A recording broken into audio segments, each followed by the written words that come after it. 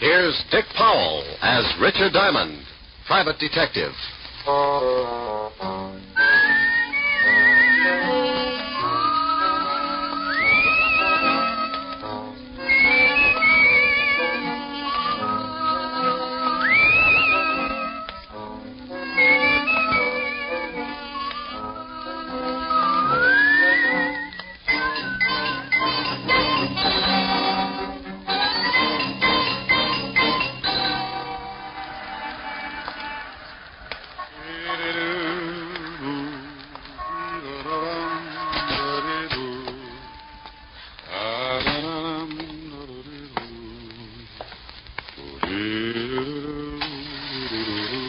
Good afternoon, Mr. Diamond. Oh, afternoon, Ed. Have a good lunch, Mr. Diamond? Too early to tell. Hey, you must shave with a dull razor. You got a scratch on your face. I use a rake. Here's your floor, Mr. Diamond. Thanks, Ed.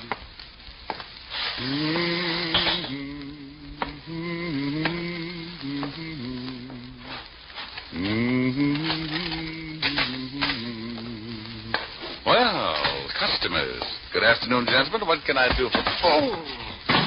Oh, that was nifty, Ziggy. Is that Diamond? Yeah, Chino. That's him. Pick him up and drag him over to the chair, Ziggy. Sure thing, Chino. He's really out. Yeah. See if you can bring him around. Be a shame if he missed anything. Chino, would you mind holding my ash can handle? It might break his jaw. A pleasure, Ziggy. Diamond. Diamond. He looks like he ain't gonna make it. Maybe you slapped him too hard. You hurt me, Ziggy. You know how careful I am. Here. Try this pitcher of water. I felt like I was lying in the middle of a crowded sink and someone had piled all the dishes on my head.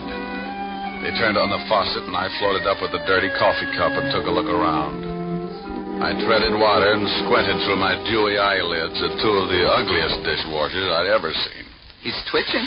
Oh. See, Ziggy, he's just lazy. Diamond, let us know when things start making sense. Oh, that's a dirty trick. Oh, he's talking screwy. What's a dirty trick, Diamond? I'm stuck in the drain. I think you hit him too hard. He's liable to be talking like that from now on. Give it time. Diamond, you'll pull yourself out. Yeah. How did you monkeys get in here anyway? He's back. Now go to work, Ziggy, but keep him with us. Hey, wait a minute. Oh! That's enough, Ziggy. Can you hear me, Diamond? He don't like it. He's going to be hard to get along with. Belt him across the ears. He'll listen. Hear me now? He's nodding his head. I guess he wants to keep his mouth shut so the teeth don't fall out. Fine. Now listen, Diamond. When you get a call from a Mr. Barton, turn down the job. Understand? Ziggy, see if he's tuned in. Oh. Yeah, Chino. He says now he's got his shirt on. Remember, Mr. Barton, you don't want to work for him. Think he gets it? Sure, Chino, but he looks tired from the strain. Oh, then put him to sleep, Ziggy. Nighty-night, Diamond. He didn't have to say nighty-night. It was only 2 o'clock in the afternoon. He tapped me once more with a galvanized sleeping pill and tucked me away for a rest. The next thing I knew, a pair of gray suede gloves were patting my sore face. Maybe he didn't want to leave any fingerprints on my bruises. Mr. Diamond, can you hear me? Oh, you know, this can get monotonous. Go away. Should I call the police, Mr. Diamond? What? Oh, I was expecting uglier company. Could you sit up? I'm getting some of your blood on my shoes. That's tough. I'll turn it off. I'll bet your name's Barton. Why, that's right. How did you know? I'm lucky. Now get out of here. But I want to talk to you. I just had one long conversation, but it was too one-sided. Go on. My health is doubtful, but it's fun to have it around for company. Maybe $500 would pick you up? It might, for a while, but I don't like to waste that kind of money on funerals. $750? So they line the coffin with velvet. 1,000. You're begging to make a short life sound practical. If you do the job successfully, there'll be another 1,000. You just bought yourself a corpse. Let me wash up. Talk some more. I can hear you. It's my son, Roger. He thinks he killed a man. He thinks. What do you want me to do? Find out for sure so he can brag about it? Ever heard of a John Alter? Sure. Walt Levinson sent him up 5 years ago on a manslaughter rap. Well, he doesn't like it up there, and he'd like to get out. I don't blame him. What's this got to do with your son? I'm chairman of the parole board.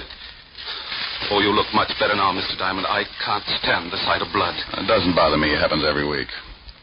So, you're the chairman of the parole board. Yes, some of Alter's friends promised to keep quiet about my son if I let Alter go free when he comes up before the board next week. And you think maybe your son was framed? Yes, about a month ago, he met a girl in Florida.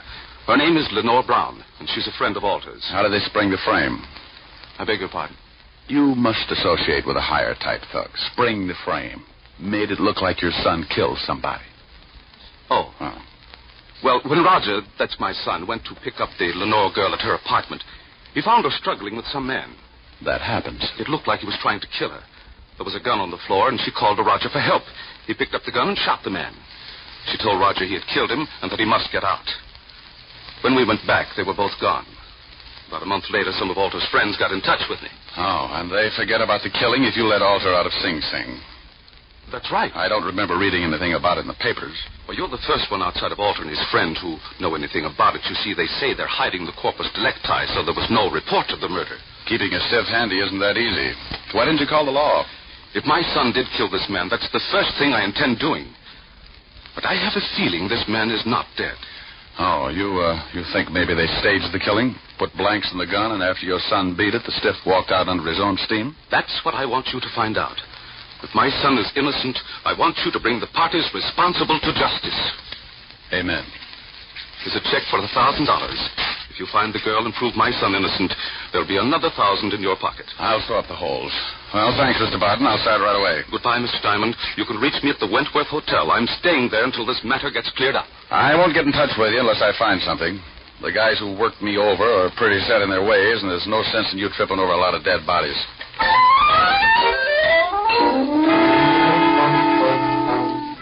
I looked at the $1,000 check and thought about the beating the two polite gunsels had given me. It was a toss-up. If I'd spent the $1,000 like I knew I would, I'd be dead anyway. The two goons were probably still hanging around my building, and if they spotted me, they'd guess I'd taken the job. When I get more than $10 in my pocket, I smile all over. I went out the back way and through the alley. Had to start somewhere, so I headed for the 5th Precinct Police Station. When you're looking for a killer, homicide's got all the road maps on murder. An old friend and ex-partner was in charge. The men who worked the detail called him Lieutenant Levinson, but he had a couple of friends who still called him Walt. I was one of them. You earn that right when you work for a guy for 6 years. After I left the force, Walt started doing a solo, but he now had a sergeant who stumbled around after him. His name was Otis, and he had the biggest feet in the state of New York. Every time he took off his shoes, I wanted to grab a champagne bottle and launch them. I don't think he liked me. When I walked in, his face always looked like an advertisement for a sour stomach. Well, Richard Diamond, private detective. Well, Sergeant Otis, homicide's answer to the missing link. What was that last word? Well, you're half safe. I said link. Walt in? Yeah. You turn the knob and you push. Why don't you get that uniform cleaned? Some dad's going to get up and walk to the station without you. Well, hello, Rick. If you've got... Yeah. You must get tired changing your face every day. Somebody shove you around again? Been catching up on my patty cake, Walt. Tell me, did you ever know a bit of fluff named Lenore Brown? Sure, John Alder's expense account. Used to hold hands before I send him up. Know where I can find it? Alder's still got her staked out. When they leave stir, he's going to come back and dig up the claim. You better forget about it. She's got the antidote for lonely nights, but some of Alder's boys are protecting her. I know, yeah. They gave me a pep talk this afternoon. And then listen to him. It's better watching the game from the bench. Oh, you never can tell. I might make a score. Well, you're outweighed, outclassed, and liable to be outlived. She used to work at the Black Swan in Florida. I heard Alder was trying to get a parole, and she came to New York to be close to him. Any lying on her here in town? No, but if she's seeing Alder, you might spot her on a visitor's day. And now, look, Rick, why don't you stop chasing two-bit thugs and come back on the force?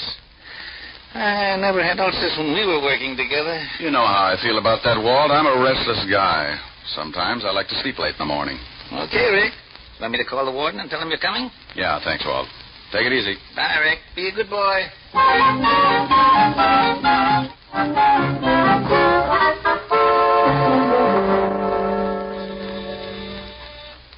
Yes, Paul? Mr. Richard Diamond to see you, Warden. Oh, send him in. You can go on in, Mr. Diamond. Thanks, Paul. Well, Rick, how are you? It's been a long time. I know a lot of guys who wouldn't like to hear that, Warden. How are you, Jim? First rate. What's on your mind? I hear Johnny Alter's been having company. I'd like to take a look at her. Oh, Miss Brown. Well, I can't blame you. I just want to spot her and see where she goes. You can't miss. If she walked through the yard, there'd be a jailbreak tomorrow. What time are visiting hours? Well, if she's seeing Alter today, she should be downstairs right now. Pardon me a second. Yes, Warden. Paul, has Lenore Brown come in today? Yes, she has, Warden. She's in seeing Alter right now. Thanks, Paul. She's downstairs, Rick. Like to take a look? Yeah. I'll have Paul take you down. On second thought, I'll go myself.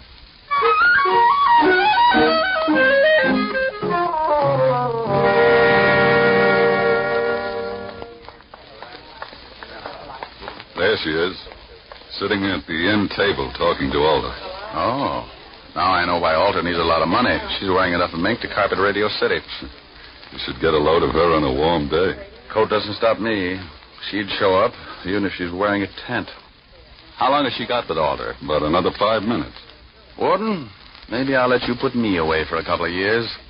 With something like that to look forward to on Visitor's Day, I might go for the change. Well, you'd get tired of just talking. Think what you could do on the outside. Yeah, I am, but it would probably send me right back up here. You want to stick around till she's through talking? Thanks, Jim. I'll wait in front till she comes out.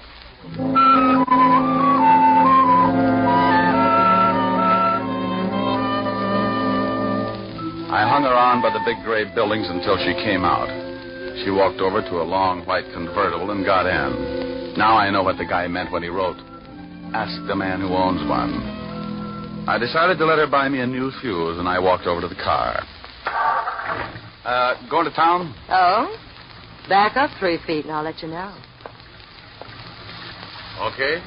Mm-hmm. Your tailor couldn't do all of that. Thanks. Get in.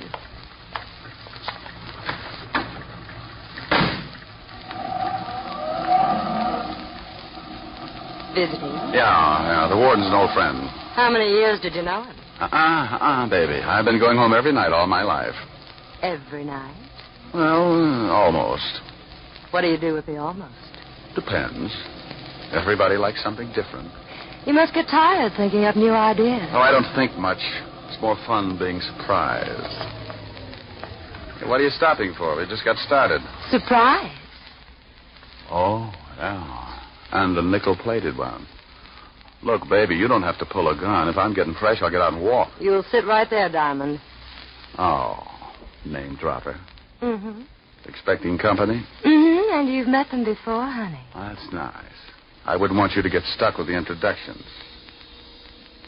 That's your friends coming along in that car? It should be. Now hold real still. They'll only shoot you this time. Sometimes you're lucky. When a dame's got a gun on you, you don't stand much of a chance unless she's got her mind on something else. This one did. And when she looked up in the rearview mirror to make sure it was her boys, I tagged her. My two playmates were just pulling up in the green sedan when I went out of the car like a dry transmission. There he is. He's sliding up. Nail it. He let go just as I dived off the side of the road and hit the center embankment. I rolled to the bottom and came up looking like an exhibit for smallpox. He's down the hill. Go get him, Ziggy. There was a line of trees just off to the right, and I got to them just as Ziggy tried again. He needed a rifle. I was running through the trees then, and I could hear Ziggy somewhere behind me falling all over himself. I pulled my gun and thought about waiting for him. I could give him so many holes he'd whistle in a high wind, but I had another idea. I stopped and listened. He's around here somewhere. Well, come on. We'll spread out. That tore it right down the middle. They were somewhere behind me, and both of them were looking. I got him. Oh, I got him. Get off of me, you million. Get off. I got on a new suit. Oh, my deepest apologies, Gino. I thought you was Diamond. Can't you tell a difference, Ziggy? He's got on a blue suit. Oh, I'm a little colorblind. Now let's find Diamond. They started hunting again, and I cut off to my left and headed back to the highway. I reached the hill that sloped down from the highway, and I went up fast. The cars were about 100 yards down the road, and I used my last lung getting there. Lenore was still out, just like I'd left her when I put her to sleep. I went over to the Gunsel's car and lifted the hood. Chino and Ziggy could apologize all night while they looked for a new distributor. I went back to the white convertible with the unconscious nylons and got in.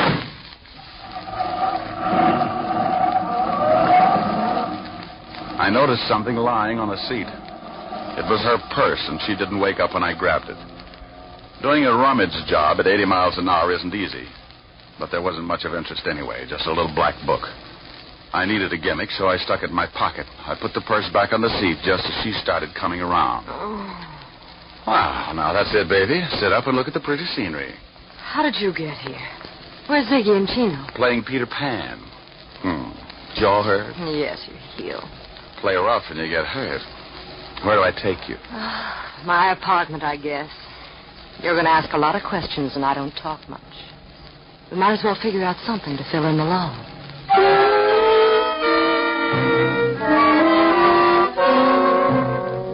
I drove to her place on East 51st and walked into the door. She looked at me like a fat woman eyeing a French pastry, and her mouth slipped down to her shoelaces when I gave her a peck on the cheek and left her standing with an old front doorknob in her hand. I knew she wasn't going to spill anything, even if I got her drunk. Besides, she could probably drink Tony Galento under the table and still be sober enough to play hopscotch. I went back to the office and took out her little black book. There were a lot of names, and some of them I knew.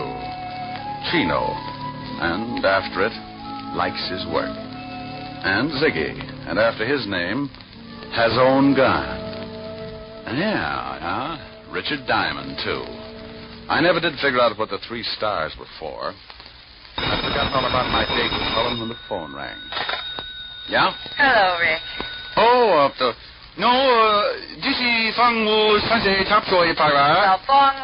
Mr. Richard Diamond to the phone chop.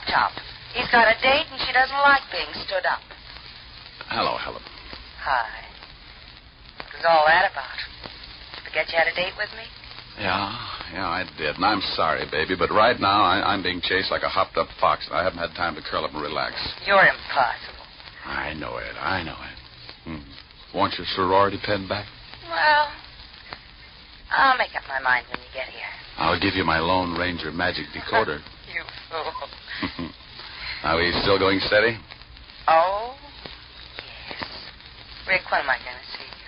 Oh, honey, right now I got some reading to do. Why don't you go to a movie? Little Women past the senses. I'll be over later. I'll probably end up marrying an usher. Don't be too late, Rick. I won't. Besides, we get along better early in the morning. Bye. Bye, baby.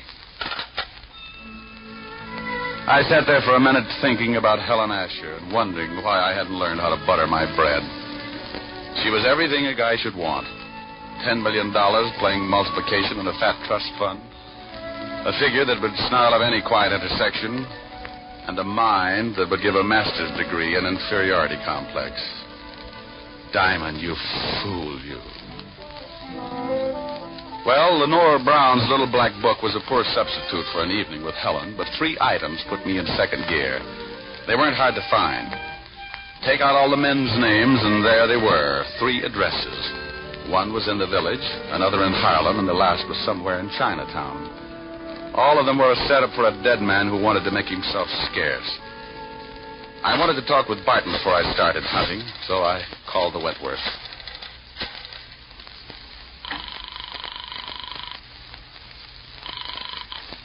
Wentworth Hotel. Mr. Barton, please. Yes, sir. I'll ring him. Hello? Mr. Barton, this is Diamond. Oh, yes, Diamond. Did you find out anything yet? Not yet, but tell me, did your son tell you what his victim looked like? Why, yes. He said he was a dark man with a scar from his nose to his chin. He said he'd never forget it. Oh, well, thanks. Maybe I'll call you tomorrow. I hope you clear this thing up in a hurry. So do I. I want to get my nerves untangled. I took the easy address first, grabbed a cab, and 20 minutes later I was walking down the steps of a little dive on the east side of Greenwich Village. It was a shabby little place, and the customers had enough long hair to give a two-pay deal of the DTs. A fat waiter walked over and eyed my clean shirt. He was wearing an apron that looked like he'd made the salad on it. He was swell. You wanted something, Mac? Yeah, a pound of egg noodles. Just sweep them up off the floor. Do you know anyone named Lenore? Lenore. Oh, sure, Lenore Brown. Hey, she comes in about once a week, listens to the kid at the piano. Now, why would a classy dame like that go out with him? He don't play the piano so good. You ever see a guy with her? Dark man with a scar from his nose to his chin? No. She always does a single. Yeah, well, thanks. Hey, you still want those noodles?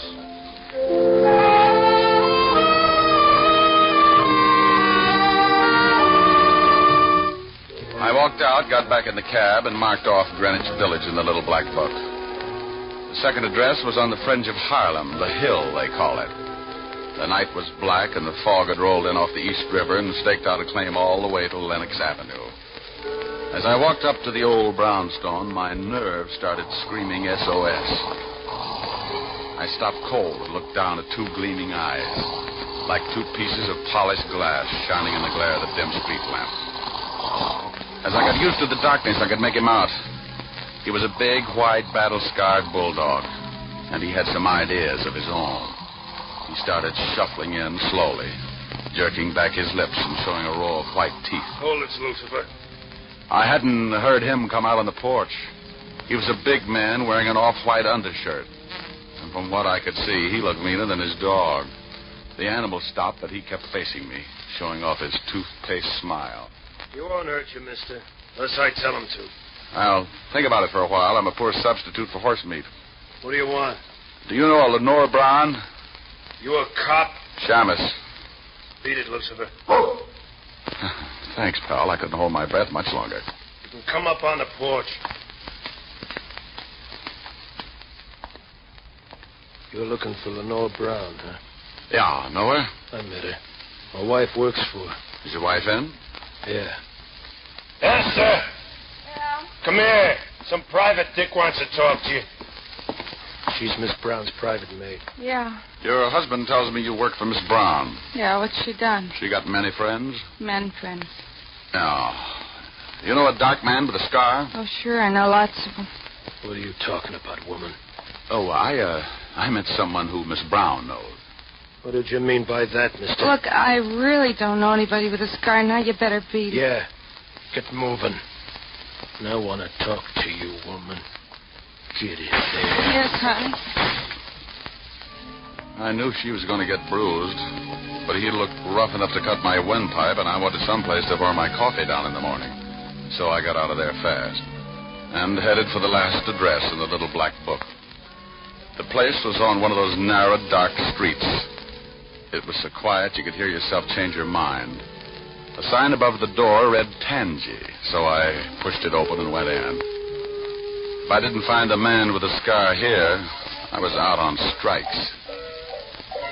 It was a little restaurant on the bottom floor of a two-story building. A quiet waiter slipped up and showed me to a booth. He shoved a menu in my hand and disappeared before I could ask him anything. The place was empty except for an old couple sitting near the door.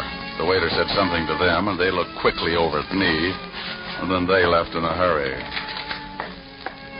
The room was completely empty now. Even the waiter had disappeared. I looked up at a flight of stairs at the far end of the room. A pair of very healthy ankles came into view, and they were holding up a pair of legs that ran my blood pressure up to 190 again. I eased my gun out and held it under the table. Lenore turned the corner and started down toward my booth like a loose snake in a rabbit pen. Mind if I sit down? It's your party. Shame on you. Don't you know it's not nice to pilfer a lady's handbag? Now, Mama will have to spank.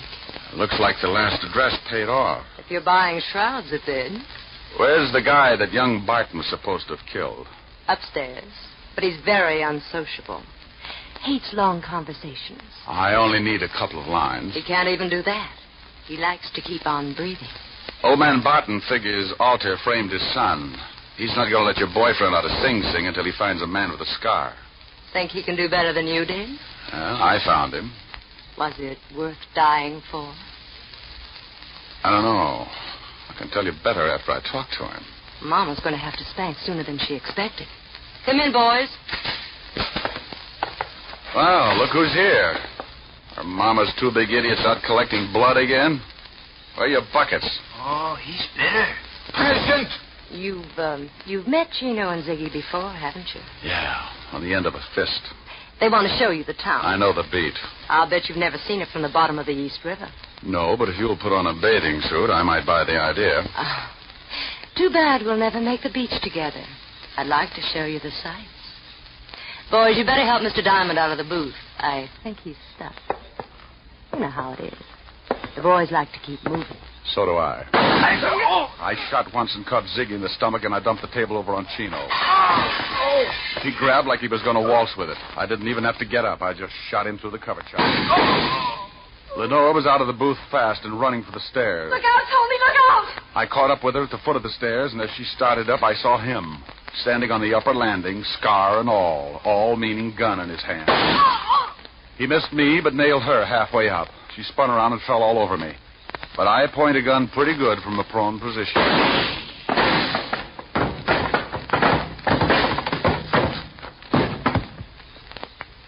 You should have kept your nose up, mister. A bad landing washes you out.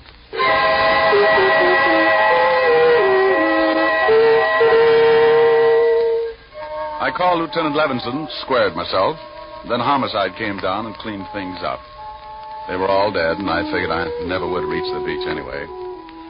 I phoned Barton, who took his son down to the morgue to look over the night's take. Young Barton identified the man with the scars, the one he thought he'd killed. They gave me the notch, and I made another call. This time to a pair of silk pajamas with an understanding heart. It was late, but I was hungry. Oh, good morning, Mr. Diamond.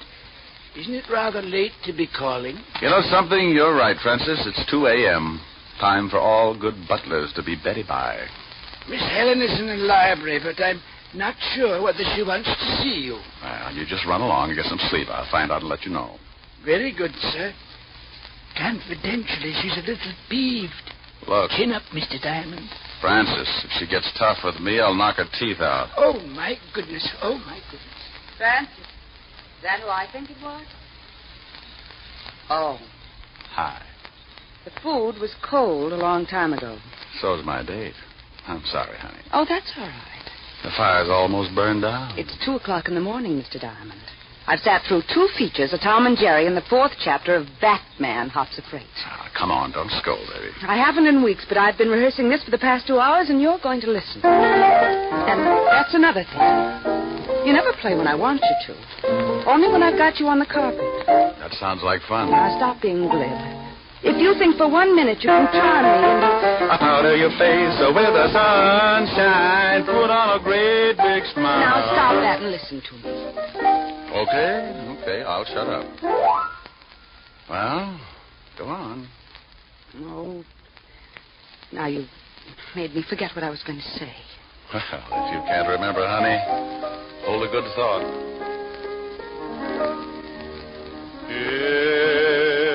It's a big, wide, wonderful world you live in. When you're in love, you're a master. Of all you survey, you're a gay Santa Claus. I just remembered. Too late now, honey. I'm rolling. There's a brave new star-spangled sky above you. When you're in love, you're a hero, a Nero, Apollo, the Wizard of Oz. Oh, Rick, how do you do it? You've a kingdom, power and glory. Richard Diamond, starring Dick Powell, was previously released over the National Broadcasting Company for listeners in the United States and has been re-released to you men and women overseas by the United States Armed Forces Radio Service, the voice of information and education.